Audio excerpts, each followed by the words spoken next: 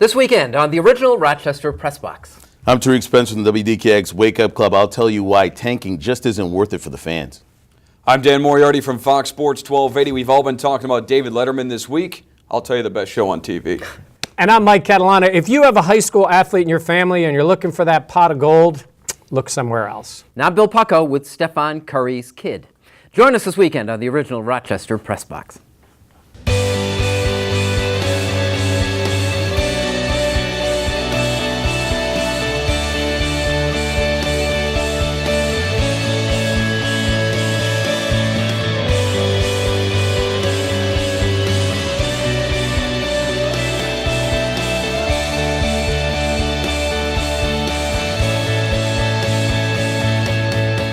Hello, everyone, and welcome into the original Rochester Press Box. I'm Bill Pucko, joined this week by Dan Moriarty, sitting in for John DiTullio from Fox 1280 Sports.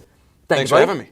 All righty, Mike Catalana, co-hosting here, and Tariq Spence, WDKX. Welcome back, my friend. Glad to be back. Look, first thing, there's so much Deflategate. I cannot, first of all, I can't believe the magnitude of this issue.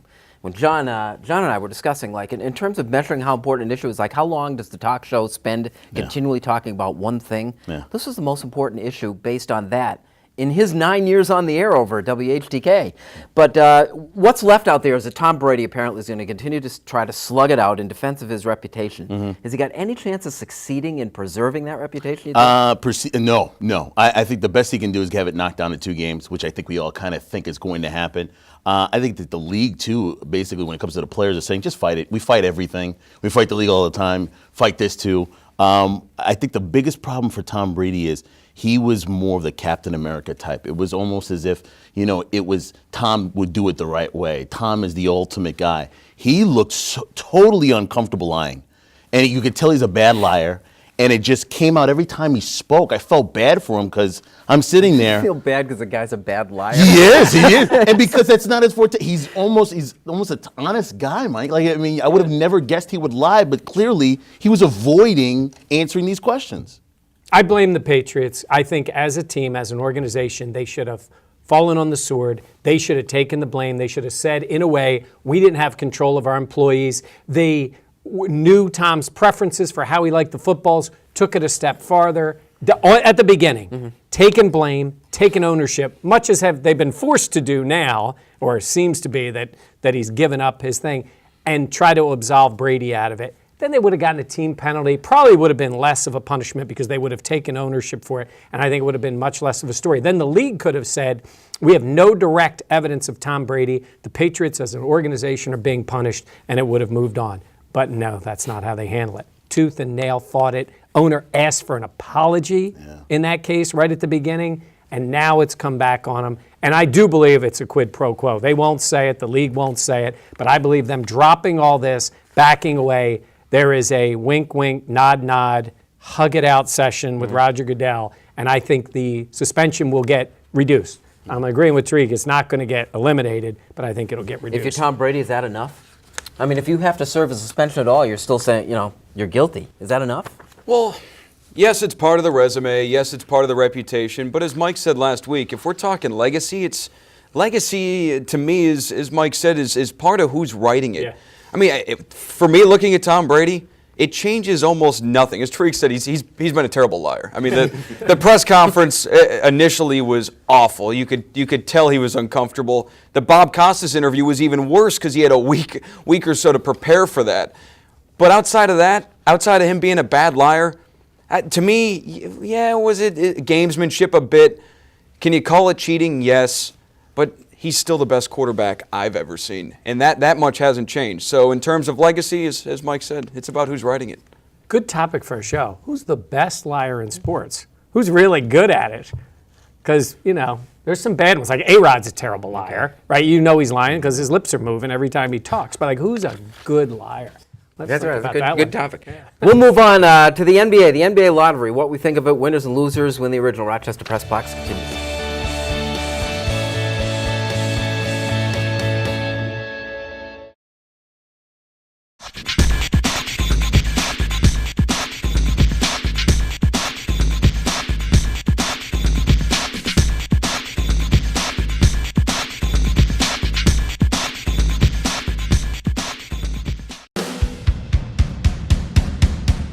Welcome back to the original Rochester Press Box. The NBA lottery just took place this past week.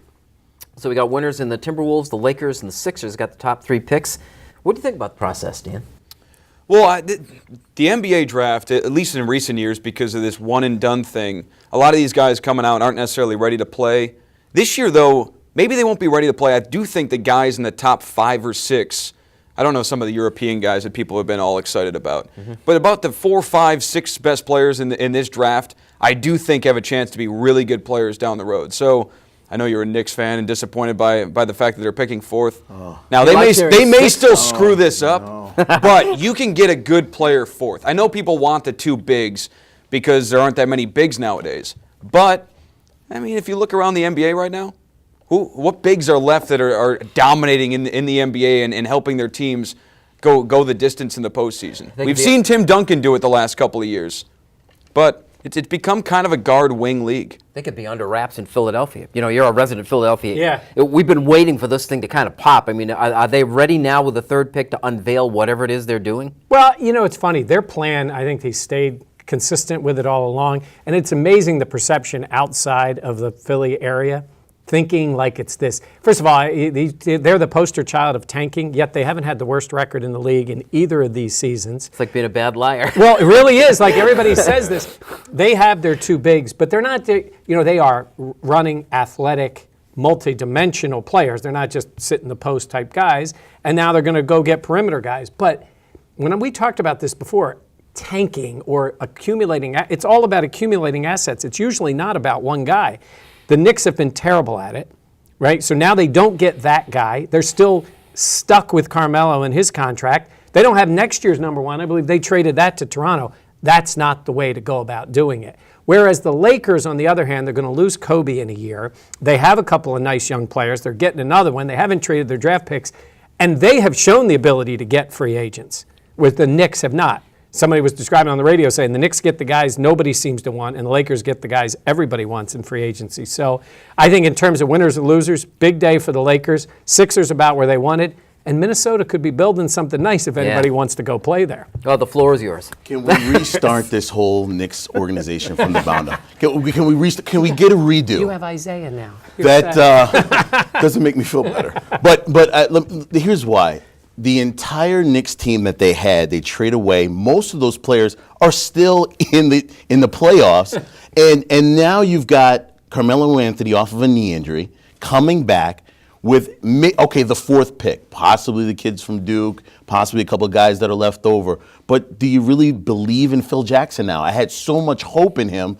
I haven't even seen what he's planning on doing. The Knicks in this 4th pick, it was a disaster. I was screaming in my living room when they showed the card, Knicks 4th pick. Tanking didn't work. I don't believe in tanking anymore. I'll go off on that later on, but it's the worst possible case scenario, even though they've got a top 5 pick. I know they're great players. Every year they say that they don't have good players and these players aren't ready to come out yet. But now we've got a general manager picking this 4th player, and we don't know what this team is going to be in a few years. You just see the pain on your face. I don't want to say it, but we've got to consider trading Carmelo Anthony. We've got to start from scratch. This is not working. This patch job is not going to work. Like it or not, when we return.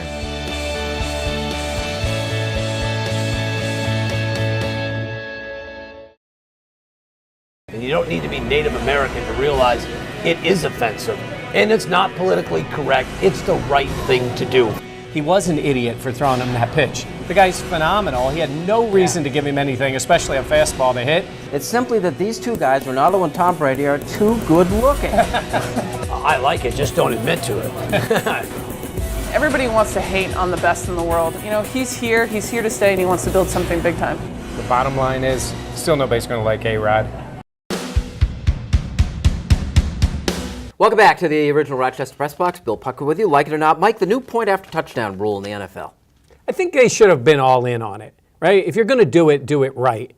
Move the kick back, I don't care, even 10 yards farther back and kick the extra point, and then move the 2-point conversion to the 1 and go for 2 from there. Make it a more exciting play. They kind of went like one toe in the water here. So they're putting on the 15. Put it on the 15. It's a 32-yard kick. Yes, it's not quite as automatic as the other one, but they're still at a very high percentage. And I don't think you've incented teams enough to go for the 2 because it's basically at the same spot. I would like to see it be closer. I'd really like to see it be an almost regular occurrence where teams are going for 2 all the time. Now, maybe they'll eventually do that.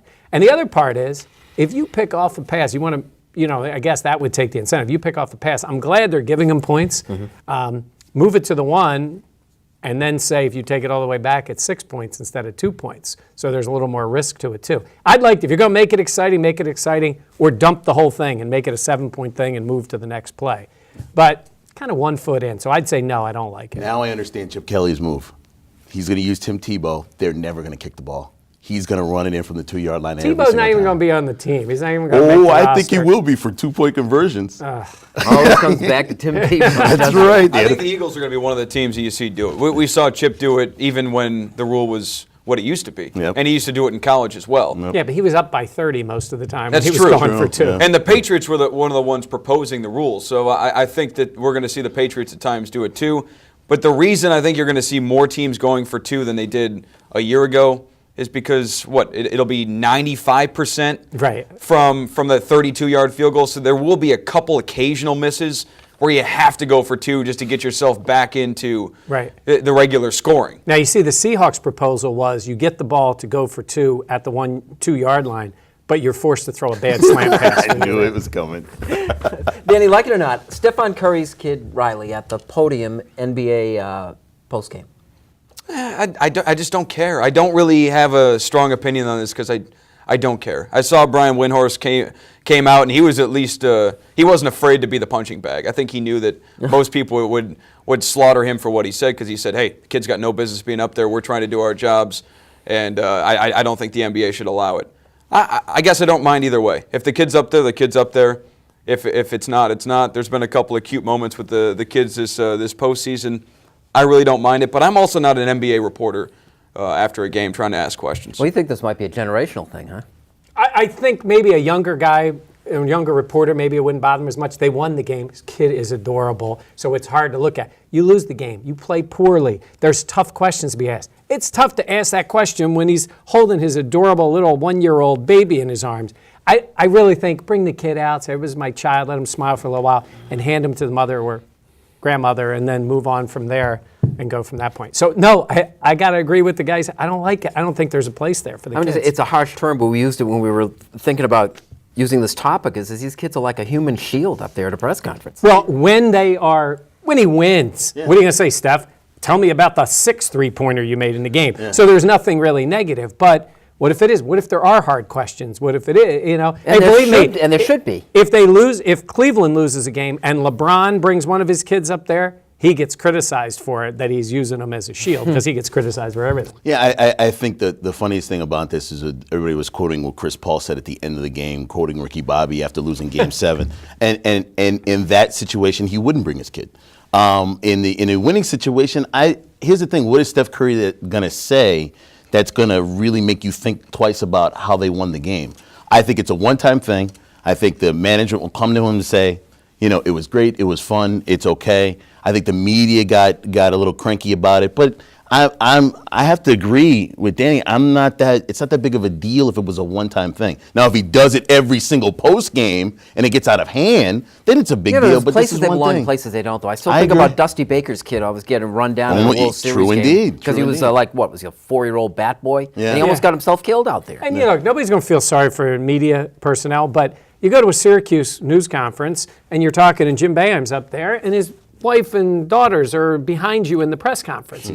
Well, I just think, college press conferences are very different. It's the NBA, it's a professional setting. I want to be with your kids, but I think at that point, set the kid down. Hey, quickly, Tariq, like it or not, the one-and-done rules come up again because the Northwestern athletic director is suggesting that, the colleges have to do something about it. This was kind of forced on by the NBA, wasn't it? Listen, the problem is that what college basketball was, or college football was, is not the way it is right now. It is a business. It is a business in which young people get a chance to now understand their market value, what they want to do with themselves, how long they want to stay. These kids are walking billboards before they walk on campus. They're treated like gods. I don't understand, what do you want from them? You want them to stay 4 years because you can maximize the most money from them. They don't stay 4 years. They're redshirted. They'll stay 3 years. They're making decisions. They're smarter about business. You created this atmosphere. One and done. College isn't going to fix it. The NCAA is not going to fix it. No one's going to fix it because you created this monster, and now everybody's learned how to work their way in it.